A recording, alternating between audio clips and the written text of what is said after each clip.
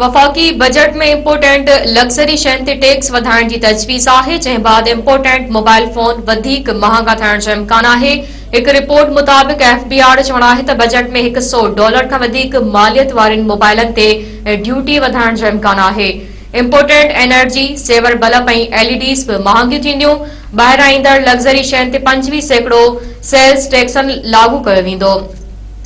वारनि लाइ important colour ऐं पालतू जानवरनि जे इम्पोर्टेंट खुराक ते बि सेल्स टैक्स 25% बरक़रार रहंदो।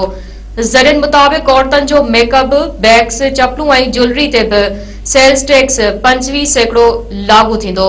ॿाहिरां ईंदड़ मर्दाननि कपड़नि ऐं जूतनि ते बि सेल्स टैक्स लॻंदो। ज़रियनि मूजिबि खाइण पीअण जी शयुनि, चॉकलेट ऐं ॿाहिरां ईंदड़ टॉफियुनि ते बि 25% सेल्स टैक्स लॻाइण जो इम्कान आहे। यादि रहे त वफ़ाक़ी बजट 9 जून जुमे ॾिहाड़े पेश कई वेंदी।